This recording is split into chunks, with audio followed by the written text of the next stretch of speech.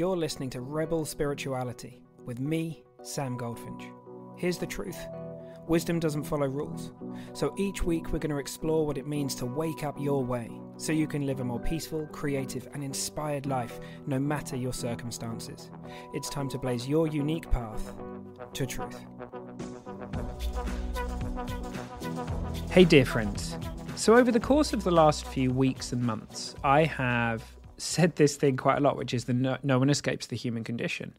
And I really want to kind of record a podcast that clarifies what I mean by that, because I think some people might potentially hear that or read that and get into kind of a panic about it, because they might think, oh, fuck, my condition is that I felt anxious seemingly all the time or a lot of the time, or stressed out or whatever it might be. Is this the human condition? Is this the best that I could kind of hope for in the kind of physical world of my body and kind of feeling activated and all this kind of stuff?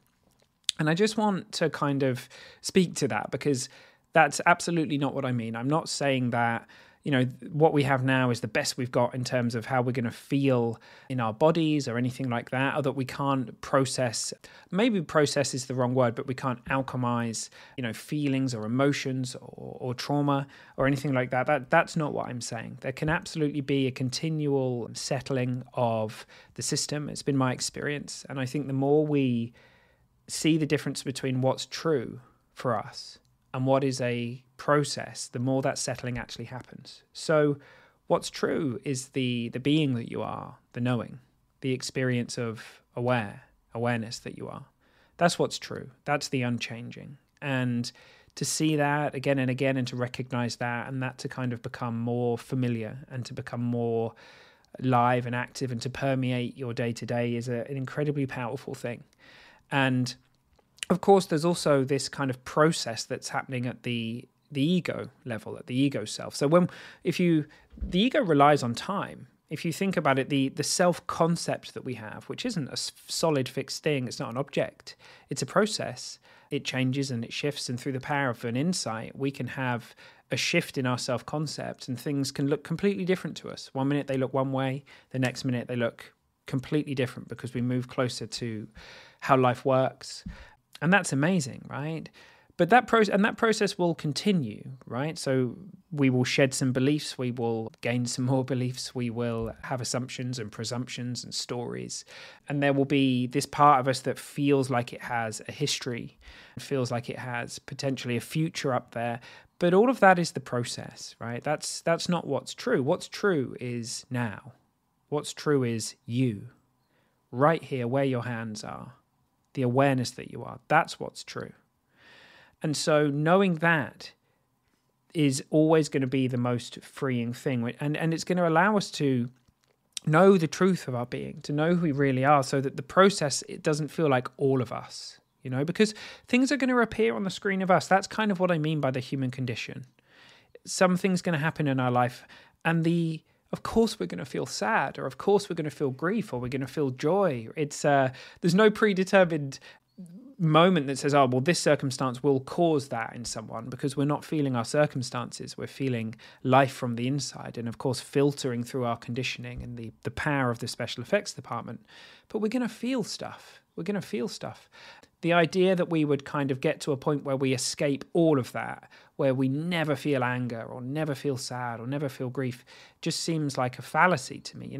It's absolutely the case that those things will ripple through us and be there for the length of time that the energy is intended, because it's not being resisted, it's not being added to by judgment or resistance or story or whatever it might be. And of course, the more we realize that those things that are appearing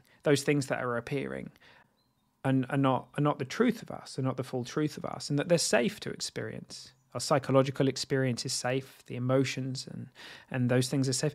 Then they move through the system, and there's often like a release, right? Where the system goes, thank you for allowing, like I can close that loop now. So in nature, this is very, very clear. If you watch an animal that's been hunted and the animal gets away, it will often go through a process of shaking or releasing the stress of the chase or whatever it might be.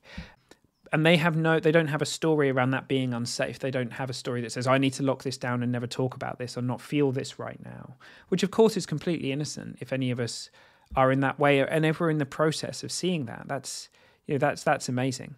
But the primary, most powerful thing is always going to be the identification with who and what we really are, knowing that, right? Being is the primary source of all things. Doing is always going to be second. So I'm certainly not saying that, we suddenly wake up and we experience the truth of us and then there's nothing else to be felt or any of that kind of stuff. That's not what I mean. And it's absolutely the case that we can experience a settling and a kind of a lessening of the, I guess one way to maybe think about it is unnecessary kind of feelings or sensations that are kind of reactive, that are based on conditioning, or they can fall away, absolutely. But whether they fall away or not, freedom is going to come from you recognizing the truth of you. That's always going to be the primary and most powerful thing. So there we go. I just wanted to speak to that because I think some people might have some questions around that, and I thought it would be cool to kind of put that together this week. I hope you have an amazing day. I look forward to hearing from you. Please do reach out and let me know if anything from this resonates or helps you in any way. Huge love to you.